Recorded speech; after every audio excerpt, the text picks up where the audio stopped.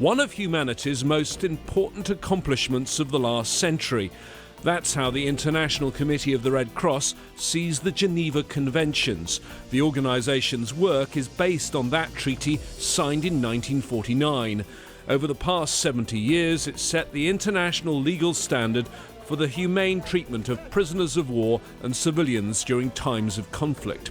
It allows the Red Cross to provide its services to those who are engaged in conflict.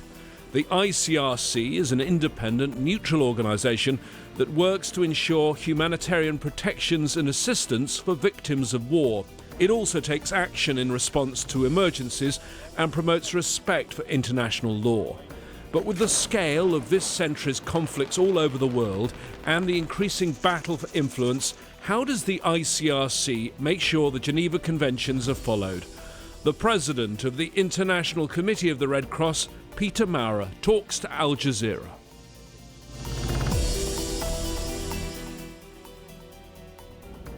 Peter Maurer, president of the International Committee of the Red Cross, thank you for talking to Al Jazeera. You are part of the Red Cross movement, the oldest humanitarian network in the world. You work all over the world. I think it's fair to say that if your workload is heavy, the grim reality, that means a lot of misery and hardship for people in conflict zones around the world. Give us an idea right now of the state of the world and of your work. Well, you never ask this question to the president of ICRC to get a bright view of the world, because the core of our mandate remains to assist and protect people exposed to war and violence. And of course, this is a big concern and has been a growing concern over the last couple of years. The fact that our budget has doubled within a couple of years only, that we are in an increasing number of conflicts deeply engaged, the fact that we see an increasing fragmented landscape of actors in conflicts from West Africa to East Africa, from the Middle East to Afghanistan. This, of course, illustrates that there are challenges of looking at mitigating the impact of war and violence on people, challenges to the respect of international humanitarian law. So a difficult period, certainly, and it seems to us that this reverberates the impossibility at the present moment of big powers to move to consensus on how exactly to settle and to influence the settlement positively on some of the biggest conflicts in the world. Your organisation plays a very unique role in the international system because you're a humanitarian organisation, but you're also the guardian of something I'm sure everyone's heard of, the Geneva Conventions. It's a very complicated subject, but give us the potted version of the Geneva Conventions. What are they and how important are they? I think since the first Geneva Convention in the 19th century, at the end of the day, it is all about preserving humanity in war, how military operations should be conducted, what minimal respect and rules to respect. It's about the protection of civilians. It's about the non-use of illegal weapons. These are norms which are enshrined in the Geneva Conventions of 1949, which we celebrate its 70th anniversary, but which go farther back in history and which are rooted in many societies and histories worldwide. People think of things in history like prisoner war camps in World War II and the rules of war that you have in place in the Geneva Conventions. But is anyone obeying them now when you look at some of these conflicts, particularly in the Middle East? Well, a lot of actors in today's conflict theaters do respect or do know about the laws, and I think it's sometimes a distorted view that this body of law is only here to be violated in the present circumstances. Of course, nobody can discard the stark reality that the Geneva Conventions are violated by a lot of parties in today's conflicts. Let's look at some of those specific conflicts, and let's start with what the UN says is the worst humanitarian disaster in the world, and that's the situation in Yemen. The war there has been going on for a long time, but the Saudi air campaign started 4.5 years ago. They seem to consistently be hitting civilians. In that case, do you believe the Geneva Conventions are being broken? while the pattern of implementation of the Geneva Conventions in a context like Yemen is of course a big challenge, and we see violations continuing, we also see big efforts from all the belligerents to engage with us and to improve. So it is a glass half full, half empty. There are obviously challenges, and many of the impacts that we see and which make Yemen, as you rightly say, as one of the worst humanitarian crises at the present moment, is of course a direct consequences of the fact that international humanitarian law is not respected. But on the other hand, how can we also highlight and demonstrate that there are credible efforts to improve, and these efforts, I think, exist in the kind of engagements that we have in a context like Yemen. Has there been any consideration of changing your way of working and perhaps being more public and starting to name and shame some of those who are responsible for breaking the conventions that you are the guardian of? It is important that we are explicit on patterns of violations. When it comes to specificity, we are still very reluctant, and we see value in not attributing necessarily in the public space before having made all the efforts to do it in the private space. We see value in keeping that privileged relationship of diplomatic engagement for the respect of international humanitarian law. I hear what you say, but I do want to bring up a specific case, just as an example, a recent case when a detention centre just weeks ago was bombed in Yemen and well over 100 people were killed. Now, I know you're not going to answer about that specific case, but under the Geneva Conventions, is it a war crime to bomb a detention centre or prison? We have expressed public indignation, but we haven't attributed the exact legal reading in the public space. That's an issue of conversations with belligerents, and you have to be careful. International humanitarian law is a very complex legal framework, and I think it is important that the complexity of international humanitarian law, which by and large is always a ponderation between military interest and protection interest, that these complexities can be discussed also with the militaries who are responsible for the conduct of military operations. It is a complex issue, but you are our guide to this complex issue.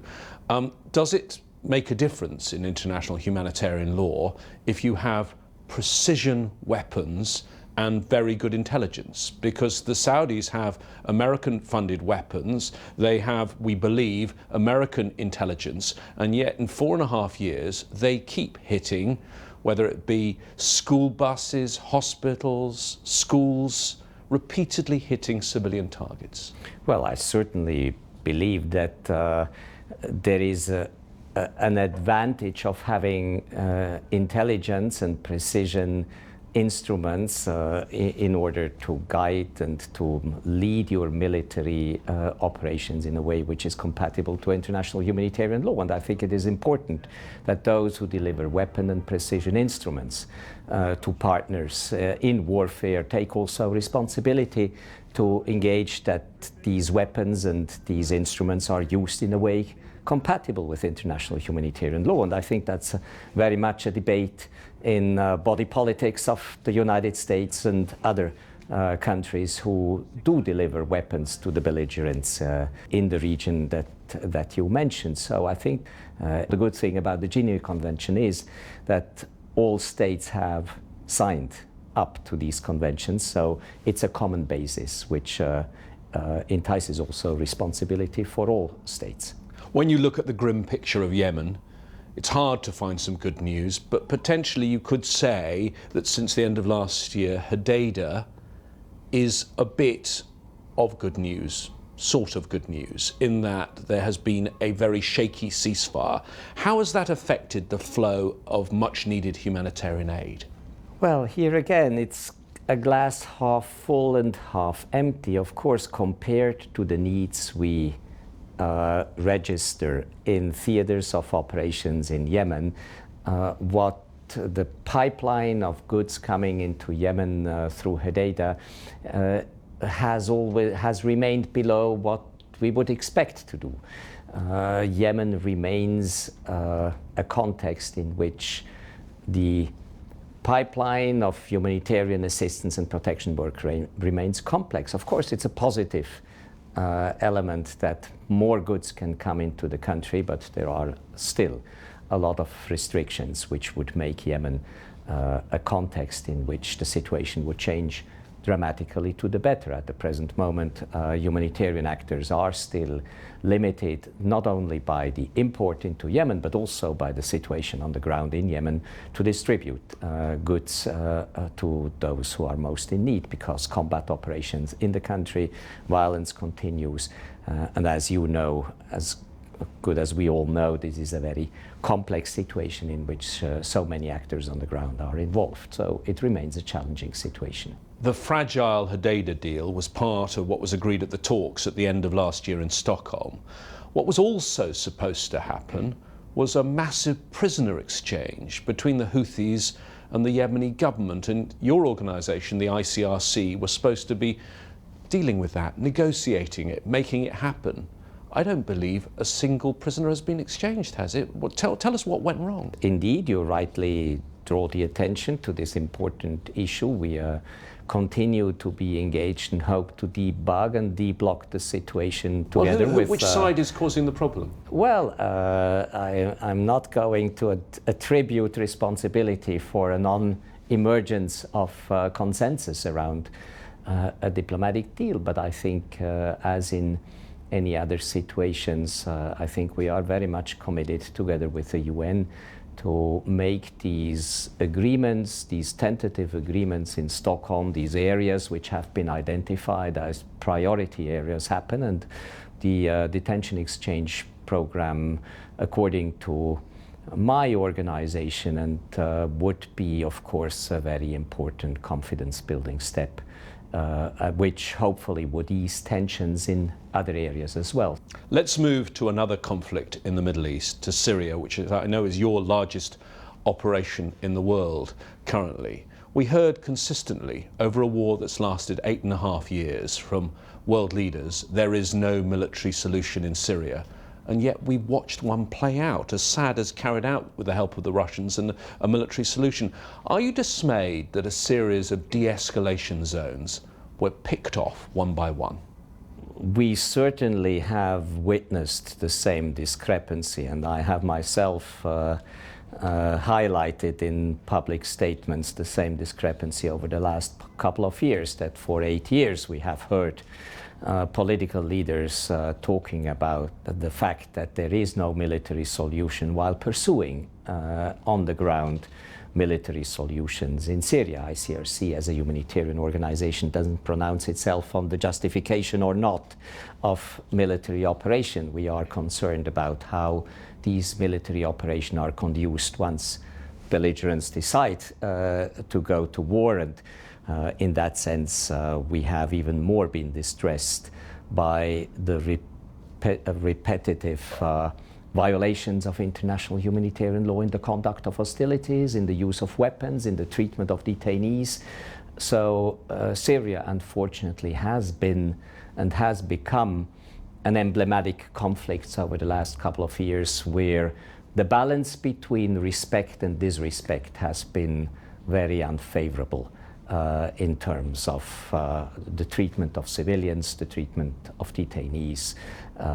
And I think we can only hope that in a foreseeable future we find at least ceasefire type arrangements which give reprieve to the civilian population, which has so much suffered in that Syrian context. Particularly in Idlib, because many from other parts of Syria fled to Idlib. There are 3 million people there. It looks like it might be the last and most bloody battle of the war. There we've seen consistent attacks on hospitals and medical centres that can only have been carried out by the Syrian government and the Russians. I know you don't like to talk about specifics, but attacks on hospitals and medical centres. Is that clearly against the Geneva Conventions? Well, it's certainly not as far and to the extent that hospitals are used as hospitals and not as a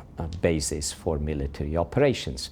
And so each case has always to be looked at very specifically. Having said that, we are concerned that the Syrian conflict again has been at the top of those conflicts in which military attacks have been led against humanitarian installations, hospitals, medical workers, ambulances, which have been particularly hit. With regard to your special role looking after prisoners in conflict in Syria, let me ask you about those. First, those that are held in Assad's prisons, because there are so many families who don't know what has happened to their loved ones, whether they've been tortured, whether they've been murdered. What statistics do you have? What access do you have? We do visit detainees in Syria which have been under the authorities of the civilian ministries of the Ministry of Interior. So we do visit regular detainees in detention facilities in Syria, but we do not have access to those who have been detained in the context of the hostilities in Syria by the armed forces or other security services. So this is an issue which remains of big concern in terms of access, and that's also the reason why ICRC as an observer participates in the Astana talks and in the working groups on detainees and missing people. We are particularly concerned, and I see it myself when visiting those contexts, to see how much distress the insecurity about where people are is imposing on so many Syrians. So we have seen Syrians flooding ICRC's offices over the last 2 years in particular, since there has been in certain parts of Syria a little bit of a reprieve on military hostilities. They have contacted us. They are looking for their missing relatives, which are either dead or in detention, to which we have not access yet, hopefully. The other population of prisoners I want to focus on are those that were part in Syria and Iraq of ISIL. Some of those have ended up in custody. I know you went to the Al-Hol camp recently. Perhaps you can describe the conditions they're being held in and how concerned you are. Well, as you know, there are those who have been fighters or suspected fighters, and ICRC has in Iraq and northeastern Syria some, if not complete, accesses to those who are detained in prison, and there are those who are relatives of families of foreign fighters, which are at the present moment in big numbers in Al-Hol camp. And, with nowhere to go. No one will take them any other country. That's right. And still, 90% of those in Al-Hol are Syrians and Iraqis, and ICRC has been able to access the camp, to mount a humanitarian operation together with partners of the movement, with the Norwegian Red Cross. We have been able to build a hospital. We are cooking 20,000 meals a day in Al-Hol camp for the inhabitants, but it remains a very dire situation for all those who are stuck at the present moment in Al-Hol, and that's the reason why we encourage all countries to make the best they can. A breeding ground for further extremism? Well, certainly it has been our view that ill treatment in detention and insufficient access for humanitarian actors to facilities like the ones in Al-Hol, and insufficient possibilities to scale and speed up humanitarian assistance is creating conditions which are certainly not favorable to reconciliation, to positive reintegration of those who are there. So we are constantly appealing to the international community and the respective governments in the region to deal with this important issue, to give a perspective to those who are detained, to give more access and more facilities to humanitarian organization, and for those foreigners who are there to be taken back by their countries of origins and either adjudicated or liberated, depending on what the exact situation of each one is. I was surprised when looking at your figures for prisoners around the world at the place where you have the most missing people potentially being detained. It's on another continent, it's in Nigeria. Well, the numbers of 22,000, is that right? That's right, and it's in terms of statistics of people having come to the ICRC and looking for people missing, it's indeed the largest figure per country that we have seen emerging. It's not so surprising when you look at the landscape. I have highlighted for a long time that the ICRC is concerned by the dynamic of violence, war and displacement in the Sahel and the Lake Chad Basin. And I think it's just a lack of attention also and visibility of a conflict region through the international community, which is of concerns. Once you look at what has happened over the last couple of years in that region, you are aware that millions have been displaced, as they have in the Middle East, with almost no visibility and sometimes with little access and little humanitarian response that is happening. So is the problem that the international community initially saw this as a Mali problem? They put 16,000 UN peacekeepers in Mali, and the problem is now gone from Mali, well, still there too, but it's spreading. Well, I would suggest and offer, yes, the international community thought it was a Mali problem, and probably the international community also thought it was an exclusively security problem. And I think a lot of time and energy and resources have gone into creating the G5 Sahel, in creating the multinational task force around the Lake Chad, and to find a military response to some of the insecurity emerging over the last couple of years. And while when you visit the region, it pops to your eyes that there is long-standing developmental reasons which contribute to the fragility of this context, that there is climate change-induced migration and population displacements, which comes on top of a very war-torn and violent situation in which we find ourselves. So I think it's really a very selective view with which the international community has looked at the African continent and the Sahel and Lake Chad in particular. The Europeans only look through the eyes of migrants coming to them and maybe insufficiently look at the complexity of the origin of fragility and population displacements in the Sahel and the Lake Chad. You mentioned climate change. We normally deal with that as an environmental problem.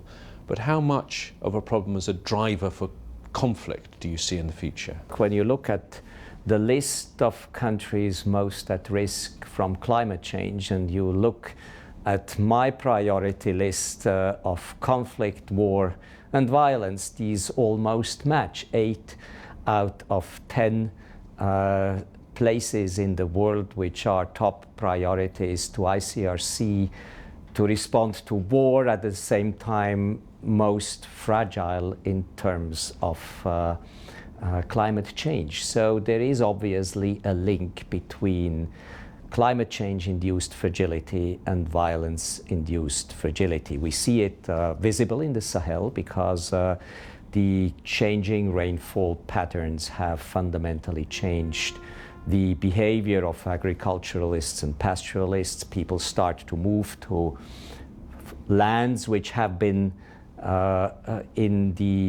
in other production circles than what the herders did, and so herders and farmers encounter in a difficult setup and in an increasingly narrow space because of climate change-induced population movement. So this adds to the complexity of the situation and certainly demands some new forms of humanitarian response. We are looking, for instance, at the present moment, what means an adaptation to changing rainfall patterns, as what does it mean for a humanitarian organization like us, and we try to see how we can strengthen the resilience of communities, the productive capacities through new crops and new ways of doing business and going to the fields. So we look at new forms of humanitarian assistance, which is more